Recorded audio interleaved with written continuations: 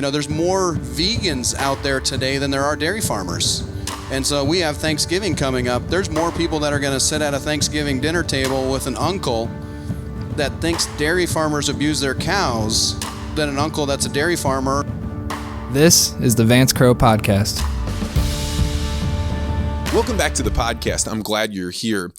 If you've been listening to the podcast for the last few weeks, you know that last week I was up at Agribition with Jared McDaniel and Dwayne Faber, and we hosted a live taping of a podcast that we were kind of calling the Three Brothers.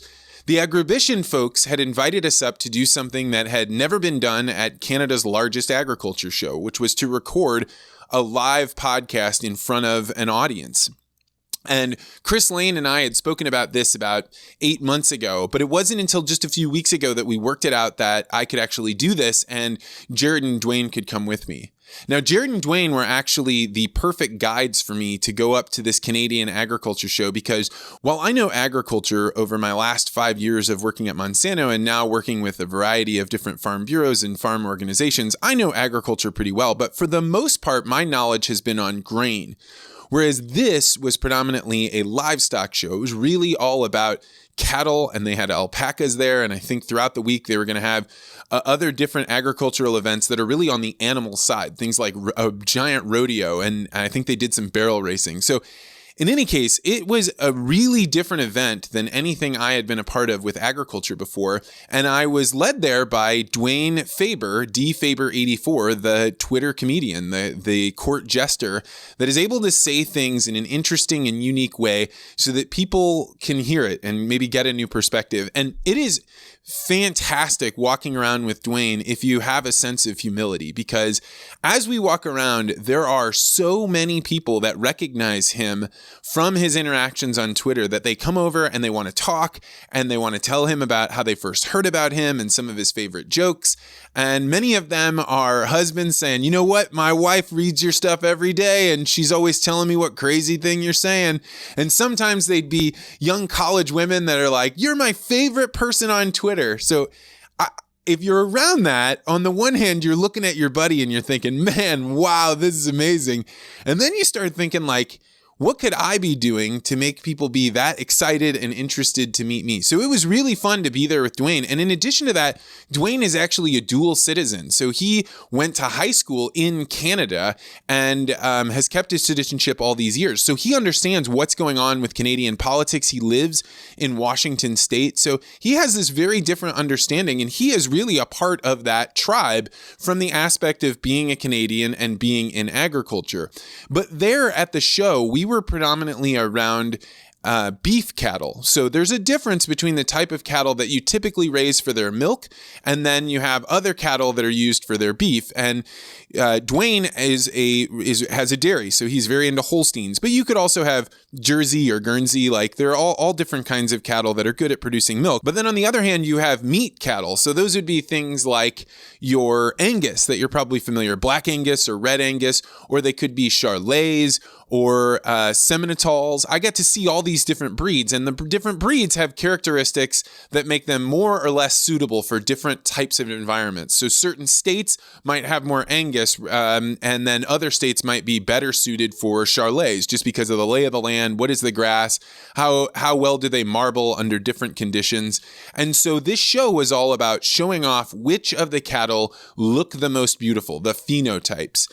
And I had not really seen anything like this outside of 4-H. And in 4-H, it was just a collection of people doing it for either just my county or my state. But this competition is a national competition. It is one that Canada takes great pride in. It's been around for over 50 years. There is a huge tradition of people bringing their beef cattle in to have them evaluated. And while you're walking around the stalls, you get to see like a dairy milking station, and there's a section for alpacas, and we got to see bison while we were there. So it is this enormous livestock fair with all different kinds of livestock, but the thing that they are truly extraordinary with is cattle. And I happen to be up there with Jared McDaniel, who is, in a lot of ways, a quintessential U.S. cowboy. And he is running one of the fastest growing agriculture podcasts in North America, certainly if not the world. And he is really talking about issues that are relevant to farmers and ranchers. And specifically, he's a rancher of a rather large herd of cattle. And when we were walking around, seeing all of these different stalls, the different parts of this show, it was fantastic because Jared deeply understood what are the challenges of show cattle, because he used to show cattle, and then the other type of cattle, the way that Jared does it, where he's running a production, a commercial farm. So he's not just trying to raise cattle just to win ribbons, but he's also running a commercial organization. And a lot of the farmers, the cattle ranchers that were there, they did both too. They were raising some for show and some for commercial, where they sell the cattle to feedlots, and those feedlots then, or they feed the cattle in feedlots, and then they sell them to the meat packing plants. And so I was actually at this convention with two amazing guides and experts from the United States. But the most interesting thing about this was neither Jared nor Dwayne had ever been to this event before. And so all of us going there was an adventure that we didn't really know what would happen. We didn't really know how all this would work out. We had met a guy through Twitter named Chris Lane, who is the CEO of Agribition, but we didn't know him, right? We had just talked. I had talked to him on the phone. I don't think Jared and Dwayne had ever spoken to him on the phone, only sent emails. And Chris and I had worked out an arrangement for us to be able to do this podcast with Dwayne and Jared as well. And it's the first time it's ever been done at Agribition. So he said, look, I can get you a venue. I can get you microphones and good speakers. And I can put you right near the bar, which it used to be called the Swamp. It's a really famous place at this convention. And so that's what we did. So we went there having only heard what it might be like, and then imagining how will we put on a show that'll be worth people coming to watch it. And I have to say that I am really proud of what we put together. I think that this was pushing the envelope of what I personally was capable of doing. I learned a lot about shooting video, about recording audio in new scenarios, but I also learned a lot from sitting side by side with Jared McDaniel, who runs a gigantically successful podcast that is listened to by thousands and thousands of people.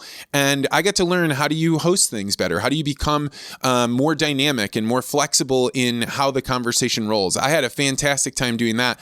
But even before that, I got to see Dwayne Faber, the guy that is so good on Twitter that people know who he is and they come up to introduce themselves, actually do live stand-up. And he didn't just do live stand-up that he'd tried a whole bunch of times and been in front of a whole bunch of people. He was doing really specific comedy for the tribe of people that we were going to encounter up there. They were going to be Canadian, they were going to be connected with agriculture, and they were going to have certain ideas and concepts that they would find funny. And so Dwayne had to actually gauge his audience, make what he was saying culturally appropriate, and then still be able to pull off jokes that Jared and I are sitting behind him, and you can watch us looking, being like, I don't get it. But the crowd is roaring with laughter. And I hope you can pick that up on the audio that we have here. I am deeply, deeply impressed with how great the audio sound was. And a big part of that was because we got help from a guy that was from Direct Livestock Marketing Systems, which was a group that get together and they film the cows and they film the bison. And so that way people can participate in an auction that aren't even live and in person. So they can be all over the world, presumably. So that guy actually saw us fumbling around with microphones, trying to figure out how to use this giant AV system. And he jumped in and he let us borrow equipment and he let us work on things. It was really great.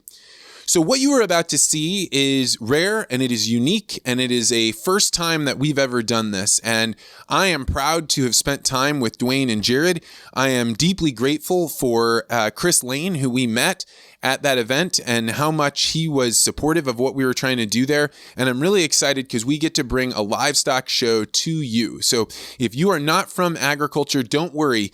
This conversation is going to wrap around how do cattle ranchers feel about things like synthetic meat? Why is it that there are certain reforms that the industry says, hey, this is the right way to do it. This is the way we want to do it. Why are the cattle ranchers of the United States pushing back? And what does that mean for Canadians? The conversation ranges through a number of different topics, and at a couple of different times, you hear Jared and I kind of butt heads a little bit because we have a difference of opinion on how things should be done. But that made the conversation all that much more interesting, and I was so glad that these guys were willing to come along on the ride with me to do this. And so if you like this and you're interested in seeing more, Jared McDaniel is at Ag Uncensored. He's got a great podcast, and Dwayne Faber is dfaber84 on Twitter. I have got to jump out of here. Normally I do a little bit higher production stuff on this, but I am flying out to New York in the morning and I need to get ready. So I've got a lot of packing to do. I've been on the road a whole bunch this last month, but I'm loving it. Work is great, and thank you so much. If you find that this thing is interesting, you like this interview, check out vancecrow.com. There is a section on there about different subjects that I talk about, but there's also a contact form. So if you're interested in working with me or Jared and Dwayne, I can definitely put you in touch with them. So great that you're here, and buckle in because you're about to head to Regina, Saskatchewan, Canada at the largest livestock show in all of Canada and one of the largest cattle shows in all of North America. Okay, good afternoon, everybody. My name is Chris Lane. I am the CEO here at Canadian Western Agribition, and this is something special. We have never done this before, but thank you all for lending some time. We've got a few people that are going to spend some time with us today that are, in my view anyway, leading the conversation around the issues in agriculture on the newest platforms, including social media and YouTube. It's been a vision of this organization for a long time, to make sure that Agribition is always the best and most important platform for not only the business of agriculture, but the conversations happening in agriculture. We have a unique role to play. We are a platform, we're a window between the industry and the business of the industry and the public, who are the end-use consumers of what we do every day. So when I had the chance to talk to Vance about, is there a role for someone like Vance to play in those conversations here at Agribition?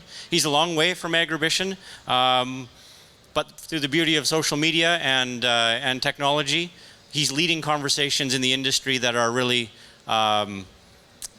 global. So we talked about a couple different ways that we could do something together, and this came together. And then he had the idea of expanding it a little bit. So we've got a couple other people here too that are leaders in their own conversations in the world of agriculture. We have Jared McDaniel, who's a beef rancher, and we have Dwayne Faber, who's milking some cows in just across the line too. They're a unique collection of guys. I wonder, you may have had the chance to talk to them over the last couple days at the show. They've got some things that I think they want to talk about. We're going to have some fun doing it. And this is all being recorded for a podcast as well. So not only are we going to have the conversation here, but I think the most important thing is that Agribition is able to host a conversation that's going to reach a lot more people than are here today. And that's something pretty special. So I'm going to hand the mic over to Dwayne Faber here. He's going to warm us up. And maybe we can give these guys an Agribition welcome. Thank you. Thank you, everybody, for coming out. We're glad you came out. Just out of curiosity, who here's on Twitter? Anybody on Twitter? Yeah, that's great. Great Twitter showing. Who's a beef farmer? Beef farmers, we got lots of beef farmers. It seems to be, that's the crowd out here. So we're thankful for being here. I know it's been a great show. For me, I already got 87 pens, and so it's been a good show for me. I'm good to go on that. We're excited. Vance Crow is the owner and host of the Vance Crow podcast, where he goes and interviews experts in many different fields. And so go and get him checked out on the podcast. And then we have the Ag Uncensored podcast with Jared McDaniel. And he's done a few podcasts recently where he's interviewed people that represent the beef checkoff. And that can be a fairly controversial subject, and he was able to dive into some of that. So go and check all those podcasts out. He did a great job with that. So, and as far as me, I don't have a podcast. I'm not that cool. I do have a Twitter, and I have 36,000 people that follow me on Twitter. Recently, however, I was unfollowed by PETA on Twitter. And that left me a little bit sad and confused. Not as sad as confused as the puppies in their kill shelter. but still a little bit sad and confused. And so Twitter has been a great platform for me, and I appreciate meeting everybody out here that came from that. I also wanted to mention that we're actually sponsored by the CN Railway. They're a sponsor of this. We're still waiting on the delivery of the check, but it's coming. Yeah. This show is impressive. It's a huge show, and I don't know if you guys caught it yesterday or not, but the three of us ran into Justin Trudeau at the conference. And the three of us were sitting there talking to Justin, and we realized that all three of us needed a passport and a map to find Regina. So we came out, talked to Justin, and I told him, you got to be a little bit careful around here. Make sure you get vaccinated. Make sure you get your lepto vaccination before you leave. And so he agreed to do that.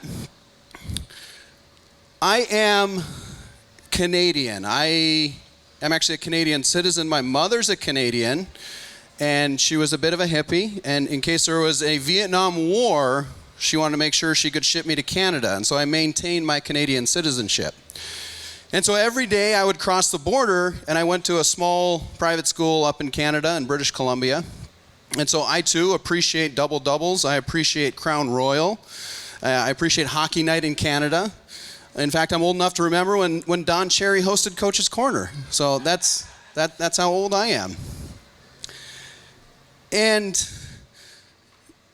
there's a few moments in my life where I remember and recognize how Canadian I am. And I had one of those moments when I went to college in California. And 2 months after I got to college, I had a ruptured appendix. And I was very sick. And I had to go to the ER. And the state of the healthcare system at that time was that a lot of people who couldn't afford health care would go to the emergency room to get health care. And so in California, there was a lot of Hispanic immigrants that would come and get health care in the emergency room. And so while I was sitting there waiting, I was rolling around in pain from a ruptured appendix.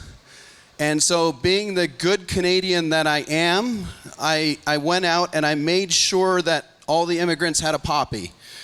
And so I handed out the poppies. But then I went in and I had the operation done. And the next morning, I was waking up and I was getting a shot of morphine every hour and a half. And so I went from the worst pain in my life. I mean, this kind of pain, to imagine what kind of pain this is. Imagine a Canadian hockey team doesn't win a Stanley Cup for like 25 years. That's the level of pain that I was suffering. And I was getting a shot of morphine every hour and a half. And finally I came to about I came to the day later. And the nurse walked in and she said, "There's something we need to ask you." She said, "We hear people say a lot of interesting things when they get put under with anesthesia. And there's a doctor, an anesthesiologist, and 2 nurses that are very curious because when we put you under and we're preparing for surgery, you yelled out, 'Hey, that's my gitch.' And in California, we've never heard the word gitch before, and we're curious, what is the word gitch?" And so gitch has made it all the way to California, and the vernacular from Canada is now understood all the way in California.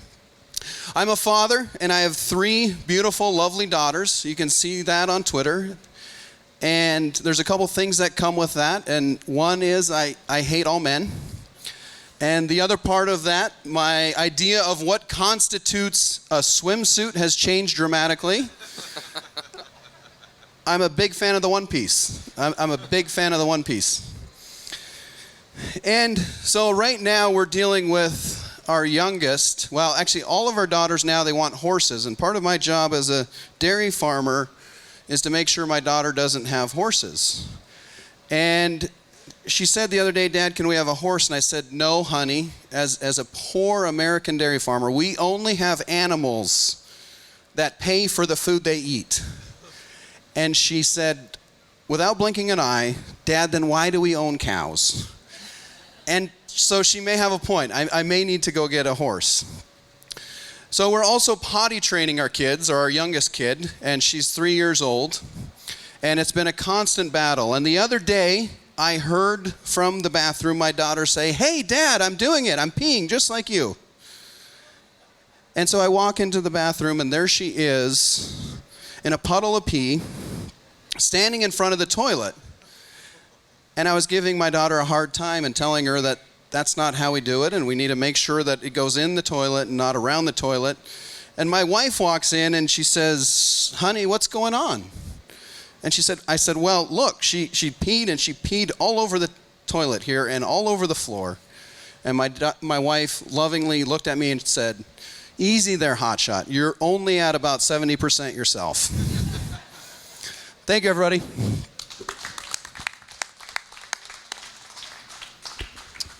So I want to welcome everybody to today's podcast. I'm certainly glad you're here. My name is Vance Crow, and ordinarily I run a podcast called the Vance Crow Podcast. And what I do on this show is I try and interview experts that are at the black belt level. Who is somebody that is clearly a leader in their field, somebody that has mastered a skill. And I've done everything from Brazilian jiu-jitsu martial artists that have won world championships all the way out to people that have developed GMO cotton. I've had dairy farmers on. And all of this got started because I worked for Monsanto for about 5 years. And if any of you are, how many of the people in this room are familiar with Monsanto? Now, how many of you are familiar? There are some people that have some pretty strong feelings about Monsanto. I was the guy they sent out to go talk to those people. And so in that job, I realized that most of what we know, most of what is built around us that is truly wonderful, came because there were experts in the world that spent most of their lives trying to learn a trade, trying to learn how to advance your field. And that's why coming to a thing like Agribition is so extraordinary and so special. I mean, we are literally getting to come to one place and see some of the finest cattle genetics in the world. And I can walk through each of these stalls, and we did for the last 2 days, and find out, why do the Angus people think that theirs are the best? What's up with the Charolais? How come this is a field that people cluster around? And it has been a true honor to see that mastery. Alongside with me, of course, you guys have just met Dwayne Faber, but also is Jared McDaniel. Jared runs probably the fastest growing ag podcast in the United States right now, and it is talking about some of the controversial issues that are going on. And I'm going to hand it over to Jared to explain a little bit about his background. But what I want to spend most of the time doing is offering a mirror to Agribition. We brought up a dairy farmer and a cattle rancher from the United States, and all we wanted to do was to learn and to be here. So we're going to talk about, what did we see from our perspective? It's not that our perspective has any more weight than other people, but I know that this is something that you all have created over generations, and we want to give some feedback on what we saw, what we think the issues are, what we found you guys were talking with us about, and maybe that can enrich all of our experiences. So without further ado, Jared, why don't you talk a little bit about your podcast and who you are? All right, I'm Jared McDaniel. I'm from Oklahoma. If you can't tell by the sweet southern drawl that I try to have or not have, I'm from not here. But one thing that I think is really cool, and Vance pointed this out, is I understand this is 49 years old. Next year will be the 50th. That's a really cool tradition that a lot of people, you got to get through a lot of bumps along the way to get 50 years down the road. But also something I've seen about Agribition that I really appreciate is how everybody comes together, and I hear a lot of stories of how social everything is. But then I even know people that would talk about the swamp. Have you guys ever heard of the swamp? I know a guy who met his wife in the swamp, and I was thinking, well, what were you doing that you met a wife in the swamp? But anyway, it's really cool to be here. I do the Ag Uncensored podcast. That is, it's something that I started, kind of a passion project. I just wanted to be able to get out and talk to people and do it in a way that without restrictions. Now, sometimes you say things that aren't really nice or maybe not nice for people to hear, but sometimes that conversation has to happen. So, in the United States, we've had a lot of problems with packer concentration. A lot of the same things that you guys go through, we battle the same battles. So it it's really cool to get up here and visit with people about what's happening in their industry, because really it's our industry in the whole North American continent. So that's a little touch of what happens in my podcast. I farm and ranch, so I'm right there with you guys. You know, anything that happens, it happens to all of us. So with that. So let's start off here, and this can go to either Dwayne or Jared. You guys have been to shows in other parts of the United States and around. What have you seen here that surprised you? You didn't expect to see it at Agribition. To me, the sheer size of it's impressive. I go to several dairy expos and conferences, and they're unique and special in their own right. But as far as facilities and diversity here, that was pretty impressive to me, as being able to see all of that. So that was the first thing that struck me, and then also the amount of animals here. It's amazing how many cattle are actually here, and for me that's not super familiar with the beef industry. It was fun to walk around to see the different types of breeds and talk to several of the ranchers and the producers. So yeah, it's impressive. I'm glad we made the trip up here. So I'm pretty excited about the sheer volume of coffee and beer. You can't, you seriously can't get enough. There's if you have too many beers, there's a coffee stand real close, and it's just really cool that, you know, they meet the needs of the people that are here with that. Just in the sheer volume of cattle, it's really cool to see the strength of organizations when you see the Angus, Charolais, the Simmental, the Hereford, some old traditional breeds, even some new ones. You know, I saw some black Herefords out there. That's kind of a new thing that's out, but it's cool that people are still willing to go that extra mile to have, you know, a breed-specific show. And we're going to keep doing that out of tradition, and also it maintains the integrity of the show, because you have everybody come together, and then finally, I guess it's the whoever wins the Supreme Award gets it all. And I think that's really cool. So one of the things that happened as Dwayne and Jared and I are walking around is that Dwayne would ask a question, and I would kind of wince after I'd heard him do it a couple times, because people would either have a really positive response or a really negative response, and I was not expecting that. Dwayne, do you know what question I'm referring to? I'm pretty sure I do. Go ahead. So I'm curious, as a dairy producer, I asked everybody, what is your opinion on genomics? And genomics has turned the dairy world upside down. And I have family members that are involved in the registered dairy industry, and they watched value in some of their cows and cow families just plummet because they did not test well genomically. They would go out and buy an animal for $75,000, and they go and run the papers, and now it's a $5,000 cow. And I think that's something that is going to be coming to the beef world. We're still on the front end of it, but it's revolutionized the dairy industry. And in a lot of ways, genomics has been a way for dairy farmers to take back their breed. Because for years, we kept getting bulls that were throwing animals that were bigger and bigger and bigger, and they would win in the show ring, but they wouldn't perform well on the commercial level. And they would be cows that would go down and do the splits in the milking parlor, or they wouldn't get up out of a stall. And so genomics was us saying, hey, we want a shorter framed or smaller frame, shorter stature cow that produces well and lasts long.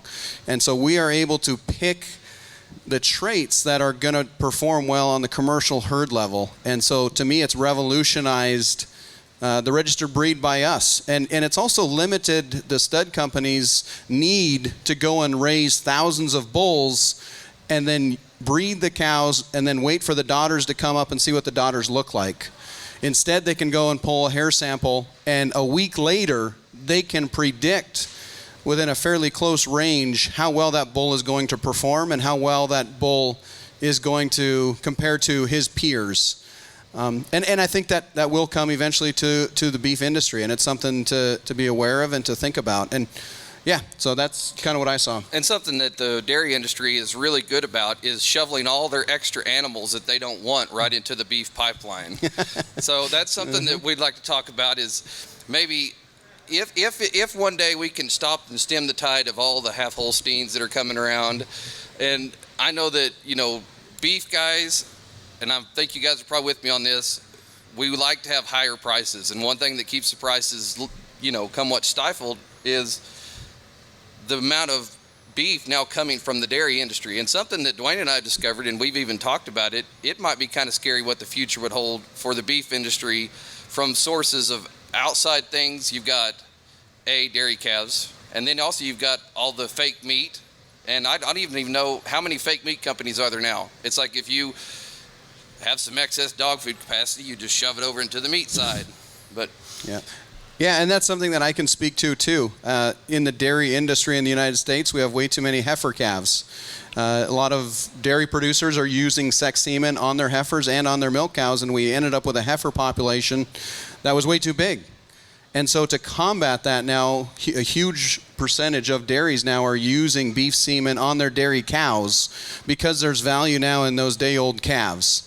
A Holstein bull calf today, probably by us, sells for $20. Whereas if I can go and breed her to any, typically either Angus or Charolais, and they're worth $150. And so it's a way for dairy farmers to capture a higher dollar value on these calves and also limit the number of heifers that are entering the milk line and entering the pipeline to limit the milk in the national herd. And that's some of the reason why we had low prices too, was too many heifers coming in. And so for us to lower that, there's been a natural transition into the beef world. And you're 100% right. It does have an impact on the beef market. And I mean, a lot of the feeders and packers, they love it and they're encouraging it because it's going to limit the market even on purebred beef calves. Yeah, the feeders and packers, well, the packers particularly love it as much as anything because it gives them more supply that they could then also use the bottleneck to kind of choke the market.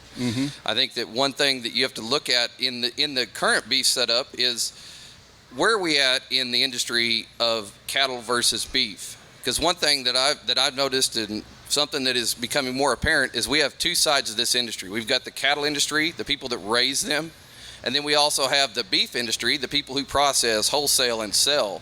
And you go to chicken, you go to pork, you go to these other industries, and they've already vertically integrated. And a lot of the people that work in them are no longer independent. They're basically just somebody who shows up, stamps the clock, goes to work for the company. But the beef business has been able to maintain their integrity and maintain their independence. And it's kind of, you got to fight for that. And I feel like that's something that it's going to have to happen eventually. We're going to have to figure out how to straighten out the problem of this bottleneck where all the cattle are basically discounted because whoever has the control can decide what they're worth. Because you're not going to park the cattle and come back to them in a month. You're stuck with whatever you're going to get. Jared, do you think a big part of the lack of creating one long pipeline is the fact that you can't scale cattle production too much in one space? I mean, there's a limited amount of space that you can, there's a limited number of cows that you can raise on a certain amount of space. Yeah, and I think that maybe confinement feeding, I mean, that's going to be something that is even confinement cow feeding. I guess I should clarify that. People put them up, you go, but are we just going to keep making more of a problem? I don't know the answer to that. That's a question that I've always asked. Like, I mean, essentially, we are making cattle just cheap and easy because that's what the consumer wants, or that's what we're told the consumer wants, is they want it cheap and they want it, everything's great. But that also means that the people who take care of them have to live cheap and easy. And I'll ask you this, how many packers have you seen with a part-time job? None, because there's a lot of cattle guys that go have a second job to make it work. I'm up here in Canada to make it work. I mean, there's a lot of other things guys are doing to try to keep in the cattle business. But yeah, do you think there's going to be consolidation on that level or not? Because I mean, we see in the dairy industry, we've not been like the pork and the chicken industry for a lot of years, just because of the ability to consolidate that many cows on one location. But you're starting to see it more and more, where there's groups now in the dairy industry that control 40, 50,000 cows, and trying to work their way up the value chain, vertically integrate, start owning powder plants or cheese plants or whatever that may be. Well, whoever adopts it is obviously going to benefit the most, the people that jump on board. But anytime you kind of consolidate that power, you also take it away from the people that are still in the industry fighting to remain on a smaller scale. Yeah. And I personally think that there's a certain amount of that already built into the business. So why don't packers own cows, or why don't they own feedlots or cow-calf operations? It's easier to let everybody else lose money on the front end than it is to take it yourself. That's my opinion. Yeah. And the dairy industry for us, I mean, these calves, they're a byproduct. Well, right? And that's the fear too, and that's the risk that these, as the dairy industry in the U.S., we're going to continue to breed these beef calves and flood the market. Well, flooding the market with that, but also something I alluded to earlier. What do you think about fake meat? Like, where do you guys think this is going? I mean, Vance lives he lives outside of our bubble, of my bubble of being in the beef industry. So, like, what's your opinion on it, Vance? Like that. So I had a chance in the last couple of weeks to go to a major farm organization, and they brought in a panel of people to talk about fake meat.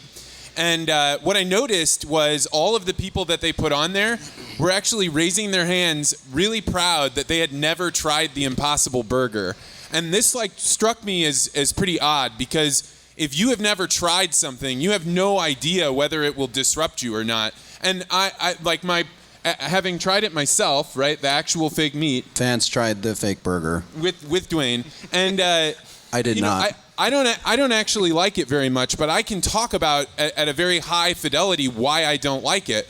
But at the same time, I actually spent the last few years traveling all over the United States talking with scientific organizations like at Harvard and MIT and Berkeley, and an organization that everybody here, if you're concerned about fake meat, should look up, called IGEM. IGEM stands for the International Competition of Genetically Engineered Machines. Every year, 10,000 students, college students, undergrads that have not been told what they can and can't do with science get together and they push the edges of synthetic biology. And they're doing wild things that you couldn't imagine but you would love. Like, for example, I one time saw a young team from China that had come up with a way to get bacteria to express a magnetic property. And that magnetic property allowed the bacteria to consume essentially heavy metals in water, collect them all together, and then you could go scoop them off of the top. Those same students are ideologically very interested in creating synthetic meat. And the way that I believe that this is going to come about is not through the front door. It is going to be exceptionally difficult to create meat that has the same fiber, the same texture, the same taste. But you don't actually have to do that to really disrupt the meat industry. What you have to do to disrupt the meat industry would be to create a yeast that for all of the sugars that it eats, it now produces as a byproduct, the same way it does with alcohol, enzymes and amino acids that equal a whole protein. Once you've done that and you have this, let's just say it's a sludge, you can put that into pet food, and now you can start cutting out that part of the market that the beef industry sells into, because you have a pet food that you can now advertise as humane or no animals were killed for this. And this is the reason that I'm talking about this in such long distances is that this is the thing that you should be prepared for. It's the back door, not the front door. The steak and the burger is a Rolex. That's going to be very difficult to replicate. But those bottom parts of the edges of the margin, that's where the real danger is, I think. Yeah, well, once you start taking away some of where the offal cuts and some of the rendering plants, like where that goes, you're going to take away a lot of meat that goes into the system. Or let's put it this way, you're going to take away where the system needs the meat. So I think that's something that definitely you have to watch. Another thing that I know that I'm not a fan of is, at least right now, is kind of the push for the RFID, the mandatory ID on stuff. I think I think we need to get to where you can trace cattle, where you can find out where they came from. But Dwayne has a big deal where, the dairy really loves ID. But I like old school ID wherever, whenever you went to tag a calf and that cow would try to run you in or under a pickup, you remembered, that's crazy number 69. She's crazy. And that was how you ID'd her from that on forward. There was no fancy chip. You just knew who she was. Yeah. Well, and everybody's been there. You've been running from a cow and you look around and you just hope she's not right behind you. Uh-huh. I mean, I think the reality is the RFID thing is going to come in. It's just a matter of time. In the States, we're getting pushed for it. There's a lot of outlets that are trying to fight it. In the dairy industry, we use RFID probably on 60% of the herds already. And so for us to use it for an identification program, I don't think it'll be much of a stretch. And quite frankly, we had an outbreak in Washington State, the state that I am from. And we had mad cow come into Washington State, from Canada. We still love you. Oh, you're blaming them. We're our guests. Yeah. We're guests in their country, and you're literally blaming them. Nice. And so RFID, though, through that, we have the ability now to track those cows, where they come from, and stop the spread of a disease. And it's not a matter of if it happens, it's a matter of when it happens. We're going to have another disease outbreak at some point again. And being able to track those animals with RFID is the future, and it's where we need to go. And it's a little bit funny. I was pushed to go and get a brand because I had a couple cows I bought had brands, and I lost the papers. And I brought those cows to the auction market, and they treated me like I was a cattle rustler trying to steal these cattle because I did not have a brand. And so the brand inspector said, well, just go and get your own brand. And so I did. And the next time I came in, I didn't have a paper, but I had a cow now with 2 brands. And I said, well, here's the cow I stole. Because as soon as I put my brand on there, then now officially she's mine. And that kind of a system is antiquated and it needs to be replaced. And to me, RFID is that system. Well, it's antiquated, and unless you're the guy who likes to borrow cattle. Uh-huh. Why don't you like it seems just Okay. outsider's perspective, it doesn't make sense to me why you wouldn't want RFID. It's easier to trace. Here's why, and this may be a little tinfoil hat, but I think that if you are able to trace that animal back, you can be great. A lot of great things can happen from it. But let's explore the negative things. For example, you now decide that you only want an animal to eat XYZ, or you only want it to be raised this way, or you want it to perform a certain way. Now you can take this animal and you can say, this animal can tie it back to this producer. They don't meet specs, so I no longer want to take animals from this person. Or you start to backwards select in the industry, where you can now control the supply by not even being part of it. And now you've given somebody absolutely identification to go out and then control the supply. So if you look at how the packing and the back end of the industry they just find new ways to control the front. And this is, to me, a red herring of, I'm not saying we shouldn't do it, but we should find a way to do it that doesn't then add more leverage to the back end of the industry, because they've already got enough, in my view. But don't you think the inverse is also true, where it gives somebody the opportunity to sell a cow for a higher premium because they've done a better job and it performs better, and the packer can track that animal all the way through? I envy your optimism about the packing industry. Well, and some of what we're doing now too with breeding, beef on dairy, the packers are keeping the information on every single sire now, and they're taking these carcasses and they're saying, well, this sire now is grading out consistently better than another sire. And so that information and that data to them is unique, and that's being provided by these animals that are coming out of the dairy industry. And they don't have that when they're killing cows from a commercial operation, that they have no idea who the sire is and where it's coming from. And so, there's value in that data for them. And RFID, to me, has that ability to separate yourself. I'll just hand them a piece of paper that says, this baby came from old 69. Watch out. She's crazy. She's just like her mother. Something else that we've noticed as we've walked around, and I really like that there's young people at this event.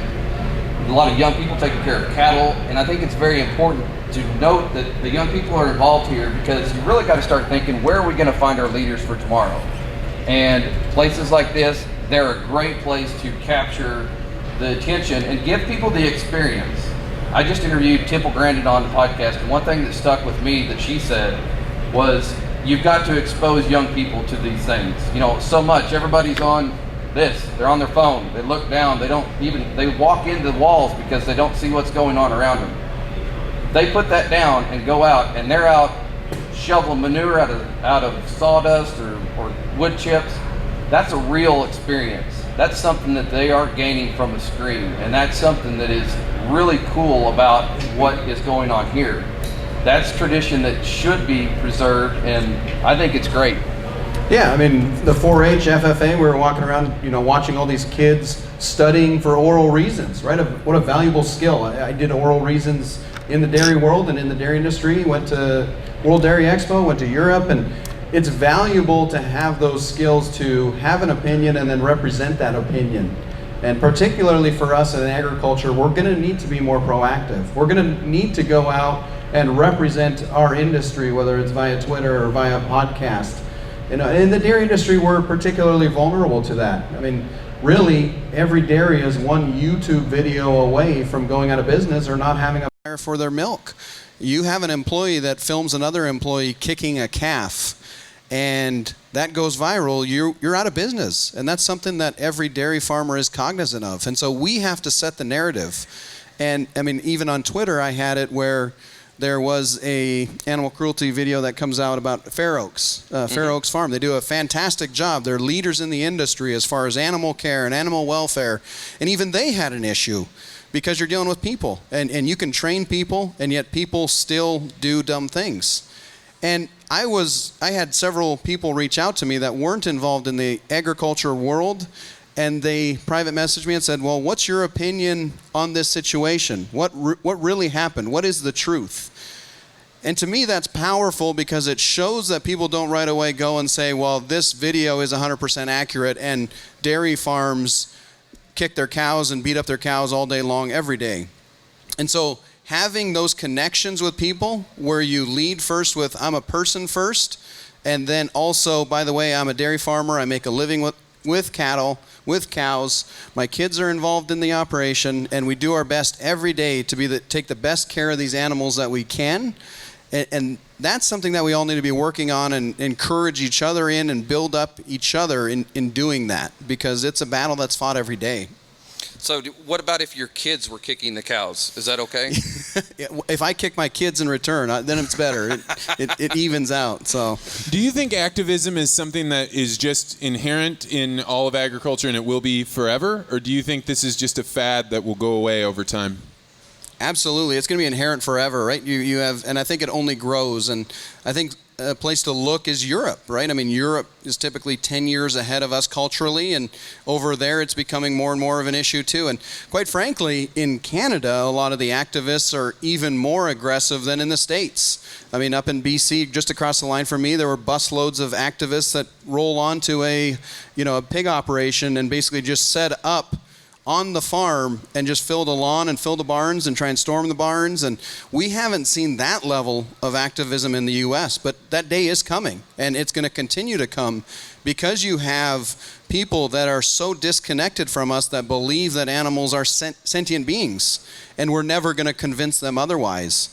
And so that's a cultural divide that you're never going to overcome. And so we have to work hard every day to show that we do treat animals with care and respect. And I think it's something that we all try to do with our social media platforms is we're all pretty open. And I know that that's something that even Dwayne has mentioned. Whenever you are that open, you open yourself up to being a target. And that's something we're all cognizant of. I mean, I don't know what makes those people tick. In fact, if they showed up in one of my barns, I would close it and then say politely, can you just go ahead and clean that while you're in there? Because there's a lot of crap laying around. But I think 1 or 2 days in a barn cleaning it, and they'd be like, you know what? These guys can do whatever they want to animals because they have to deal with this.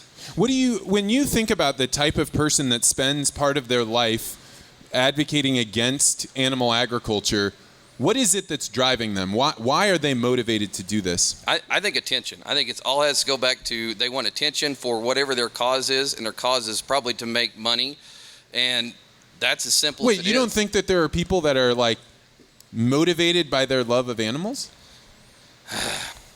No. Well, yes, they love animals, but they also love getting paid to showcase these things. Because I don't think you have a whole busload of people that on their own dime went out and like found this farm. No, man, I disagree completely. Like I think there are lots of activists out there that are making money, but if you ever read a Peter Singer book where he is describing the deep ethical reasons for being a vegan, like people read that and it is something that changes something inside of them. And they say, in my opinion, they say, if I advocate for this cause, my life has meaning. And everybody that is involved in advocating for agriculture should understand that meaning, because it's not the same, right? They're different things, but the same reason that somebody like Andrew Campbell, Fresh Air Farmer, gets up and goes and does that is because it gives his life meaning. It makes something happen. And so I think you're missing the boat if you think that it's only about money. I think what's interesting is, so you have the or the vegans, and typically it's a left-leaning tribe, but I come from a very green area of the country, and it's been interesting to watch because there's been a tribe inside that now that has embraced butchering. I mean, we have several butchers that, long hair, dreadlocks, and they got big beards, and the cool thing now is to be a butcher. And so we're capturing some of that tribe back again, that's coming back and saying, hey, I really want to know where my food comes from. I want to touch, feel, and be able to taste the meat and see the process from the start to the very finish. And so that is a fringe, that vegan group, and it's small, but we're also gaining momentum from every tribe and every group of people out there that are coming to our side saying, no, I want to know more about where my food comes from. I want to know more about the beef industry. And I mean, there's even commercials now talking about dog food and talking about your dog's not a vegan. Feed it like the wolf that it is. I mean, that is an ideology and a view that is out there too, that's being pushed more and more too. So we should be proud of it. We should embrace it. I mean, you don't see coyotes going out and eating non-GMO corn. I mean, they're going out there and they're tearing cows or wolves, wherever you're at. But I mean, they're tearing animals apart, and that's what nature is. And we are no different. You've never seen a coyote chase a cabbage? Yeah. Yeah.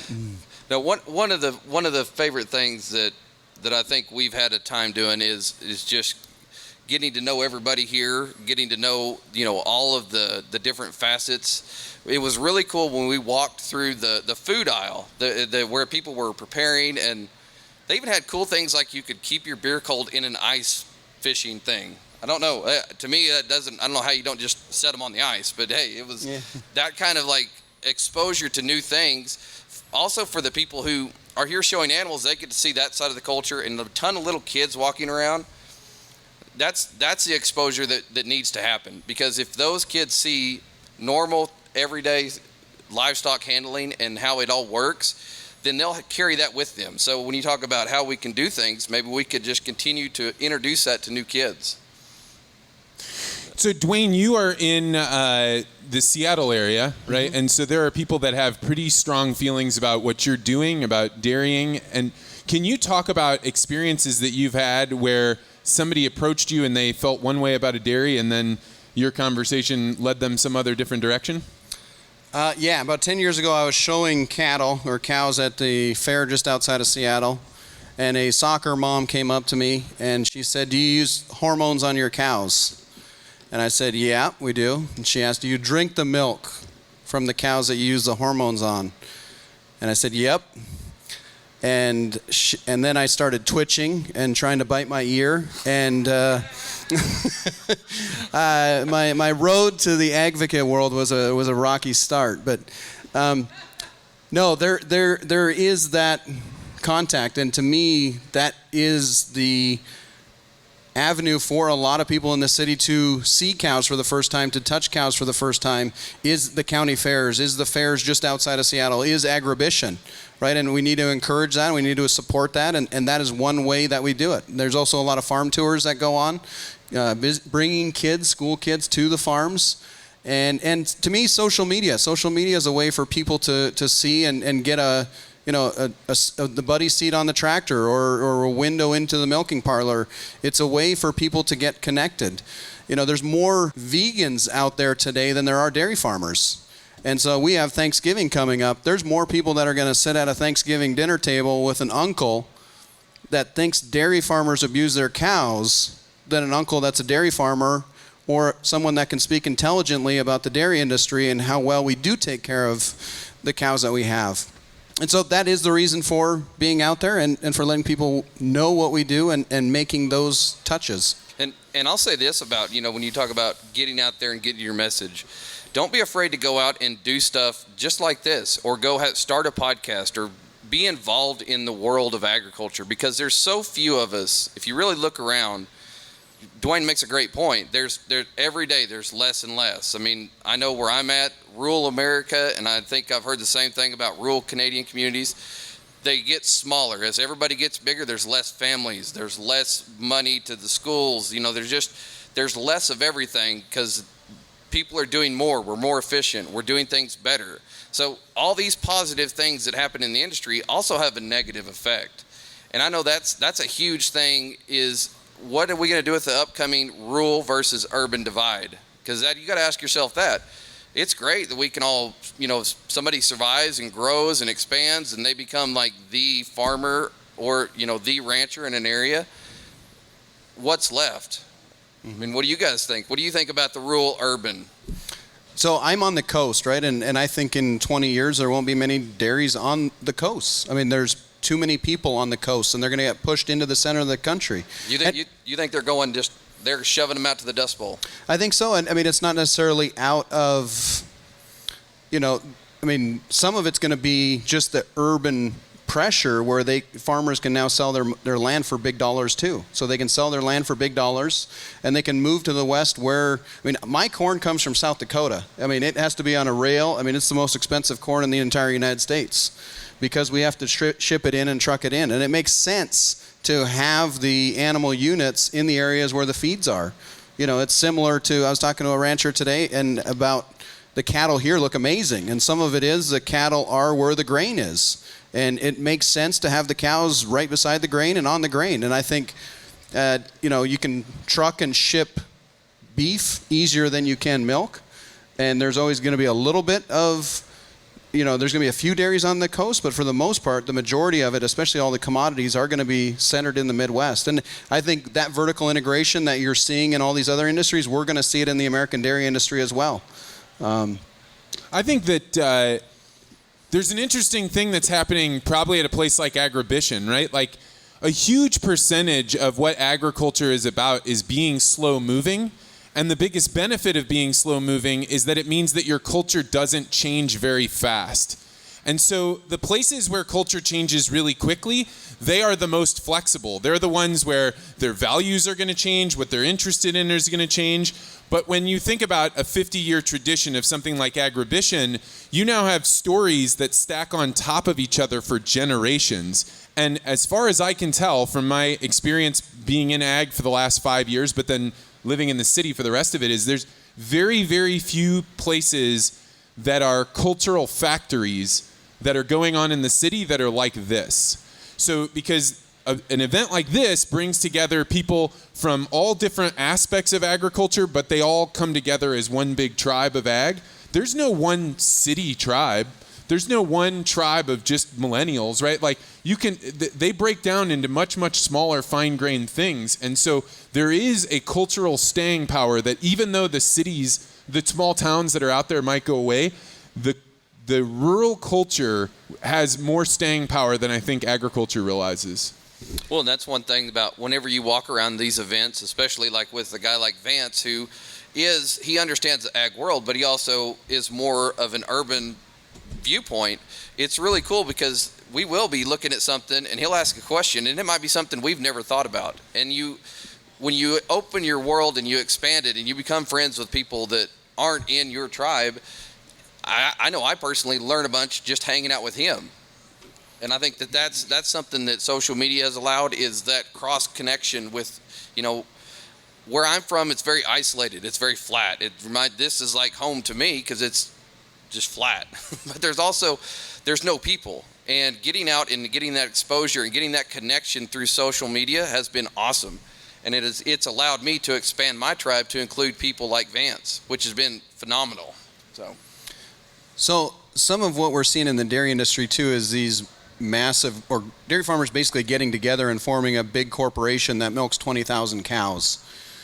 Would you ever do something like that, where the margins get to the point where you can't afford to milk 1,000 cows or to free range 500 cattle and join a large corporation and own shares in a company instead of being the farmer or the rancher? I think me personally, I probably wouldn't. probably just because I couldn't play well with others long enough to get it done. But I understand what you're saying. There's a certain point where it's like you can only fight that battle so long. And if you can't defeat the enemy, and the enemy being just the natural progression, yeah, you may have to make adjustments. I mean, I see this in all the businesses. It's like you get consolidations, you join with others, you make bigger, and then, you know, it's just like, where is the end of that line? At what point are we out of blood to get from the turnip? I feel like we've got to be getting close to that, but probably every generation has thought, there's no way this can get bigger. There's no way this can get more efficient, and yet it does, and it just keeps happening.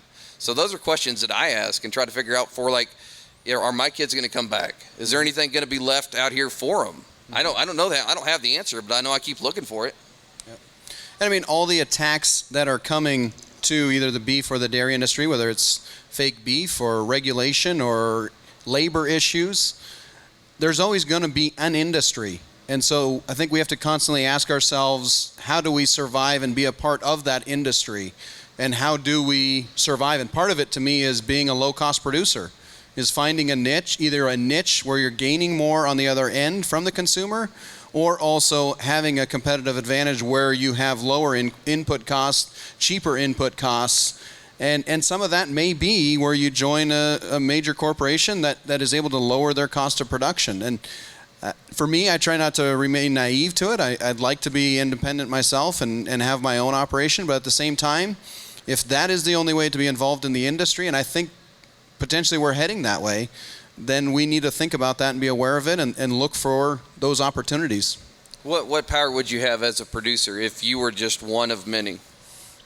I think what you're going to get is when you can fit all the producers in one room, then you have power.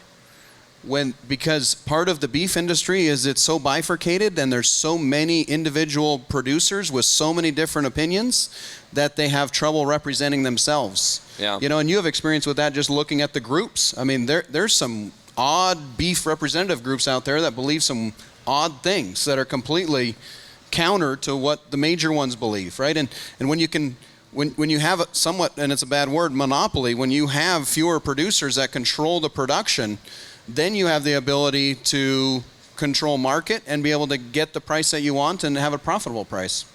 So if you can't beat them, you join them. In some respects, yeah. I mean, well, and you're going to be forced into it. Either you get forced out because you are no longer cost competitive, or you have to join them. You know, and that provides opportunity too. I was talking to a young man earlier. He was talking about first generation. He wanted to get into the grain industry here in Saskatchewan. And part of that for him was joining with an older farmer that had the land base, that was looking to retire, and so he became, essentially, he owns shares in the company.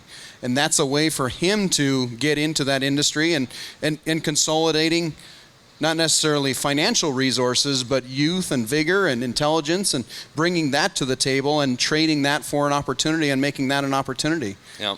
Well, and something you just brought up, I know that's something that people have talked to me about here, is how do you plan that succession? Like, how are you going to hand this down to the next generation? And that's kind of something that a lot of people don't want to address, because if you're the one there working and you're actually doing it, most of the time you need the income, your immediate family, and then if you want to bring in kids or bring in partners, like what do you do to bring those in? Can you expand? I mean, those are real challenges. And if you expand, at what cost? You know, or are you just going to take less so that you can have maybe a child come back?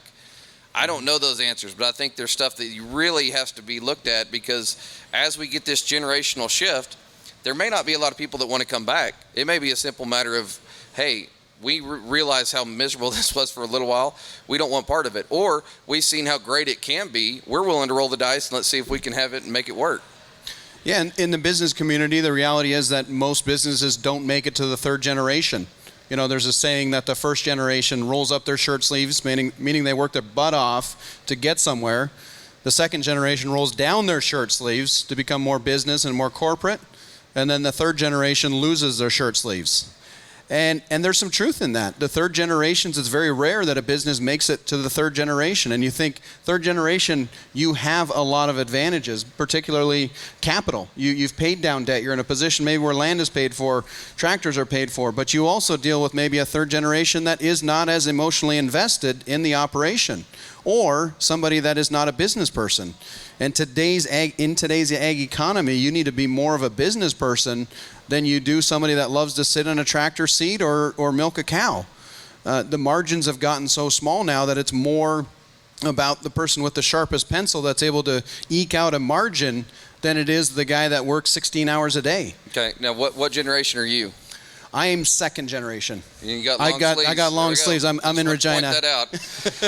Dwayne's second generation. So we'll blame his. Are you going to blame your kids? Maybe. I think so. We'll let it ride on them. So let's. I got one more question for you, and then we're going to try and see if there's questions in the audience. We're going to try and do this since this is our first podcast and your first podcast as well. We don't know how it'll go, but before we do that, I want to ask each of you a question that is called the Peter Teal paradox. So this is a question that Peter Teal asks new people that he's interviewing for a job, and the reason it's a paradox is because when I ask it, you'll see. What is one thing that you believe that no one in this room will agree with you on? I think we plant corn too thick. I think that there's seed companies have been able to manipulate the data because they're the only ones actually getting the data off of corn. Or they're the ones that fund the research. And they might be Monsanto. They might not. I don't know. Monsanto's gone now. Oh, man. Well, I guess that's not them anymore. But anyway, I think that the seed companies and everybody have basically propagated this myth that you have to plant a lot of corn to make yield. And I've been able to go out on my farm and figure out how to plant less with more flex and get better yields with less inputs. Now, that is completely counter to everything that's out there in the culture. So I think that may be one thing that I say that I believe that I think most everybody would be like, no, that's not going to happen. I believe that nobody changes their minds arguing on social media. And that's going to be to the chagrin of millions of aunts and uncles that watch Fox News and CNN and get on the old Facebook. But the more and the longer you have a dialogue on social media, the less likely somebody is to come to your side and to your belief. So then why do you spend so much time on social media? Because I don't argue. I put out my opinion, and I try and do it in a humorous way and a way that is informative, and then I'll walk away. Because to me, if a conversation goes more than one or two responses long, you're not going to win them over, and you haven't won them over. So I just like to implant a little seed. And to me, it's about making a connection with somebody where they identify, this guy's a real person, this guy's genuine, this guy's authentic. And I have a lady that follows me on Twitter from the New York Times. We don't agree ideologically, but she reaches out to me and asks my opinion on dairy trade issues and tariffs, and we've become fairly close friends. And some of that is because of that ability to see and the window into my brain and her brain and being able to see, hey, this is a real person. And I don't agree with everything, but I'm willing now to listen to this person and listen to their opinion that's somewhat contrarian to my own. And that to me is value. As soon as if your blood pressure's up, you're not going to convince anybody of anything. So now the fun begins because we get to turn the question right back to Vance and he gets to do whatever he does. Oh, I was hoping that we would just take it to the questions with the crowd. No, your turn. So I wouldn't try and say anything about Canadian agriculture. I've been here a few times. I don't know very much about it. But he hates the quota system. I think that in the U.S., that one of the biggest things that is holding back the farmers from moving forward the conversation is that they accept too much money from the checkoffs. And that money ends up making it so there are conversations you're not allowed to have because you're not allowed to denigrate another producer. And however that works out, I understand why that goes that way, but I think that it is actually making it seem like every time you have a public forum, everybody gets along, but actually they don't get along, but they've agreed, hey, we've all accepted this money, so we're not going to have these conversations. And I think there's really, really important things that are not happening in that regard. So you think it's okay to disagree? Oh, 100%. Like, if you don't disagree, if you have nobody in your life that you disagree with, then you are the one that's frozen. You're the one that does not have any ideas that are going to change, and you're not going to move. So in order to move your organization forward, you have to bring people that disagree. And the thing that you want to do is prevent that disagreement from becoming toxic. And the way that you make conversations toxic is you tell people you're not allowed to say that. And that's what I think has been happening for a long time. And I have an outsider's point of view, but I ask people questions naively, and they all go like, "Oh, we're not allowed to talk about that," you know. So I think that's a real problem. That's why I'm married. Yeah. So are there any questions that we can take from the crowd that anybody would want to be brave enough? I think we can either run a mic out to you, or we can try and repeat the question. We'll just make questions up, but we'd really like, we got one.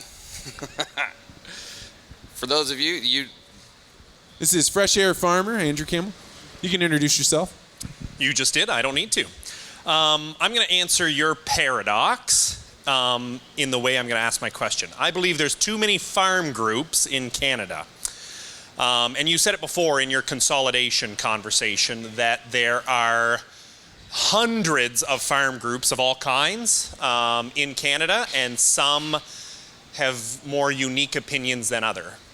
How do we as an industry, the majority, I believe, in the industry that kind of fall along the same lines, how do we do a better job at trying to consolidate some of those opinions so that it doesn't seem like that, kind of false bias in that, we as consumers might believe there's really two sides to the story when really 90% believe one side and only 10 might believe the other. How do we as an industry solve that problem?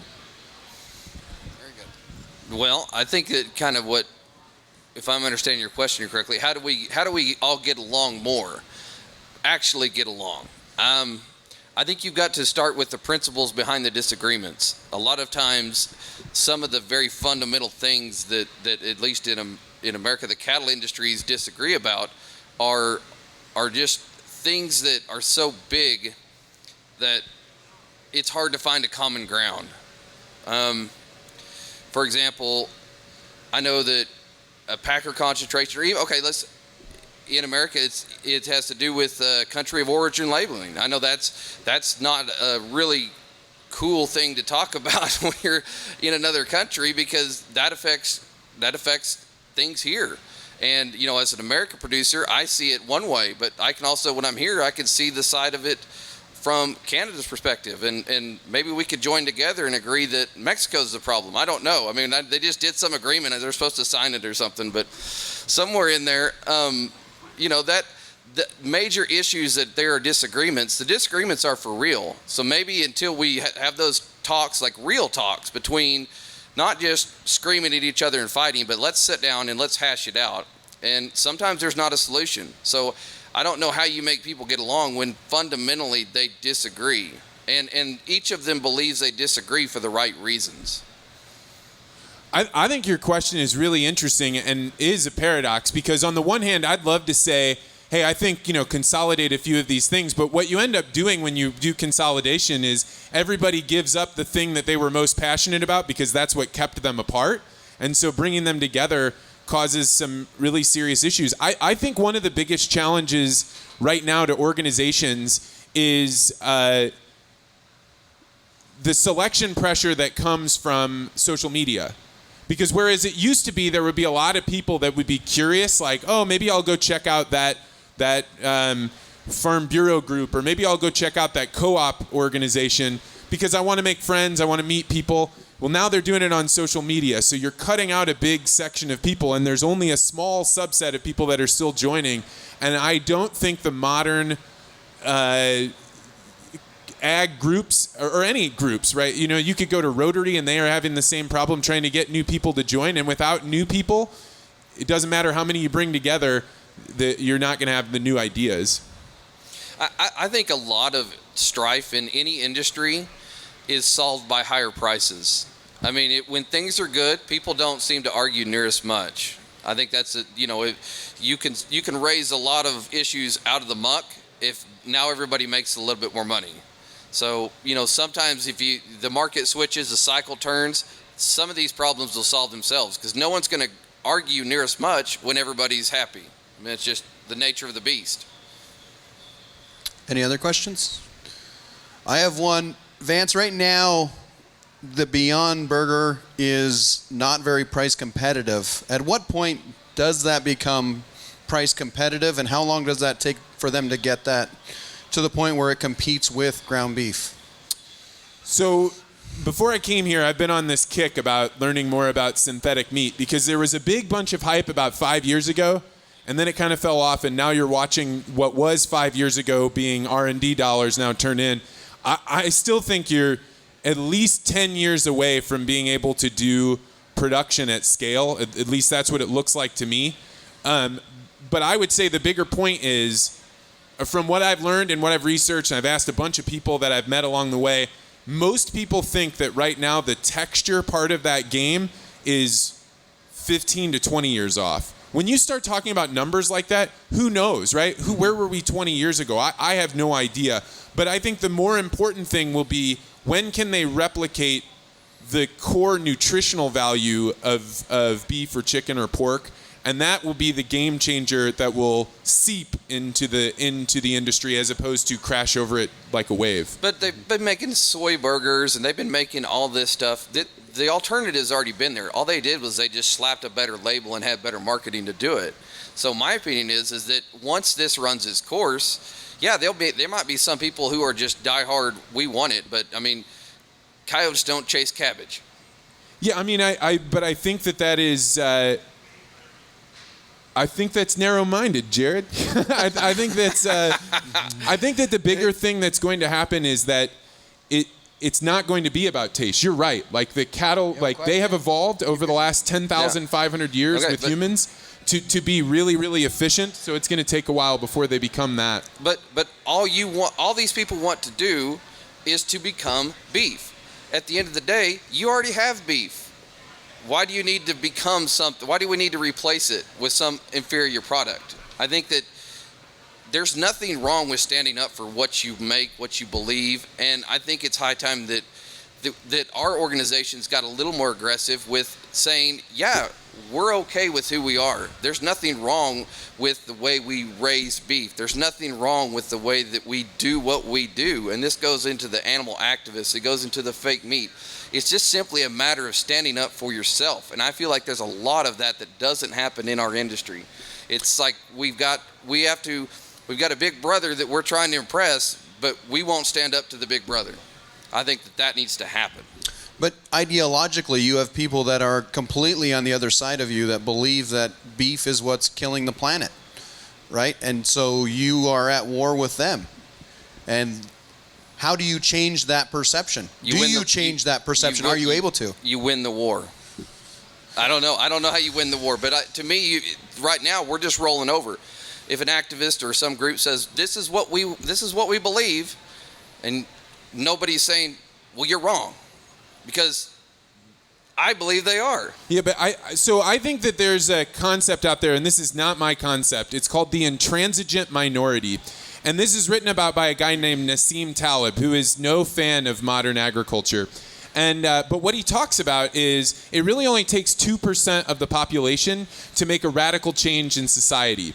Because that 2%, all they have to do is be more willing to start fights than most people are willing to have. So one of the examples you could use is you're going to a bake sale, and Lucy's mom shows up at the bake sale and throws a fit that you brought the GMO brownies, and it is all your fault, and this is terrible, and she's pounding on the table, and she says this is awful. The next time you go to the grocery store, chances are, if you're just a regular person out there that doesn't have any connection with agriculture, you look at that and you say, well, if I pay $1.25 more, I can get the GMO version, and Lucy's mom's not going to yell at me. And so I'm going to give in on here, and that way all the brownies end up being non-GMO brownies. And I think this plays to what Jared is saying is, you can't just give that ground up. You do have to fight, because that intransigent minority becomes culture. You tell Lucy's mom that she's not invited back to the next party, and it solves the problem itself. And I had a similar experience. I was talking to a guy that worked for General Mills, and at that time, Cheerios was working towards becoming non-GMO. And no, they had just gotten it done. And so I had asked him, well, what did sales do before and after you went from genetically modified over to non-GMO? And he said sales were flat. And I said, well, why did you do it? And he said, because there is a small section of the population that would not buy Cheerios because they were genetically modified. And there was a majority that would buy it no matter what. And so that's another example of the small group that's going out and determining what is genetically modified and what is not. And the thing that they had to change in their formula and in their recipe was they had to take out the fortified vitamins and minerals in order for it to be non-GMO. And so here you have a inferior product, but now it has the butterfly in the label because you're trying to appease that small group. All right, we have a question, and now we get to see Dwayne jog as well. Woo! Run, Dwayne. Run, Dwayne. Fat kids with a mic. Thanks, Dwayne. My name is Jill Morgan. I work in ag, but I live in the city. I'm curious what you would suggest then to try and, if you're interested in quieting that intransigent minority, how do you motivate and empower that section of the population that is maybe not as invested in agriculture, but they are invested in eating, we all know that, but they're also not activists. So maybe it's not Lucy, but it's Karen or Megan standing in the grocery store trying to decide what they should buy, and how do you motivate and inspire them to take action and to be a part of the conversation? I think it starts with allowing them to be okay with the decision to eat meat and not be shamed into the idea that somehow what you are doing or you believe or you were raised to do, like a lot of people like steak, but yet then they get beat over the head with this climate bat that the cows are killing the world. And it's almost like nobody says it's okay to like steak. It's okay to have you can be an adult and enjoy something, and that's okay. It's okay. You don't have to, you see parents that'll control kids by like trying to guilt trip them or shame them into something, and that's fine. You're teaching kids. Adults don't have to be taught. They should have some principles and some integrity of, this is what I believe. And if you happen to believe that I'm okay with eating meat, I don't think it kills the planet, then you have to be willing to stand up and say that. And I think so many people are so afraid to make someone mad because they don't want to say something that'll maybe offend that group. Maybe you should say it, not for the sake of offending the group, but for the sake of having the integrity of your own beliefs. I think that doing that is the first step. So, has anybody here ever picked up a bar of Dove soap while it's still in the package and looked at the ingredients in it? It says like petroleum and like all these things in it. And so I often tell people this story is that before I came to work at Monsanto, my wife and I had it in our minds that we were so exposed to toxic chemicals from corporations that how could we possibly use Dove soap? So the answer that we came up with, because if you're not going to use Dove, what are you going to do, right? What you're going to do is you're going to make lye soap in your own crock pot. So I'm putting on these like giant rubber gloves and mixing lye and fat because I'm thinking, look how much I'm protecting myself with my respirator on. The reason that we went to those lengths is because someone had given us a story about the way the world works. And they were like, companies are putting chemicals in and it's poison and that's why we're all getting cancer. So that's the story that we had in our heads. Until someone comes along with a story that is more competitive than that one, then that story is the one that I will live out. So this concept that storytelling is deeply important, storytelling is the only thing in civilization that is deeper and longer than owning dogs and agriculture, right? It goes agriculture, then further back in the past, dogs, and then storytelling. And that's why that storytelling is so important, because unless that mom has another story about why this is good to eat meat, she's in a competition with those two beliefs. And I'll say this to the storytelling point. I think Vance has a great point at this. everybody loves to teach your kids how to fix fence, how to clean a stock tank, how to work cattle, how to drive a tractor. Maybe you should teach them how to grab a microphone, how to be out there. And I'm not saying like go do a speech contest. I'm talking about get on there and let your voice be heard, and don't be afraid to say what needs to be said. Yeah, and I agree with you that we need to be out there and we need to be telling our story, but that pendulum can swing too far too. If there's a 16-year-old girl in Saskatoon that wants to be vegan or vegetarian, don't go on Twitter and yell at and scream at her and tell her she's an idiot, right? Because we see that too. And that is not helpful. That does not further the narrative. I mean, we should say, hey, that's her choice. If she wants to be a vegan, so be it. And she has that belief system, so be it. But let's just continue to tell our story on why we are sustainable, why we're healthy, and why we should be consumed. And you got to be respectable, of course. Mm-hmm. Yep. But she's also a vegan. No, you don't trust her judgment. She has poor judgment. What do you think? Any other questions? Well, guys, this was our first time doing a podcast at Agribition. I think it might be your first time listening to a podcast at Agribition, so we were all in this together. Thank you so much for coming by and doing this with us. We were really grateful that you came. Thank you. Thank you.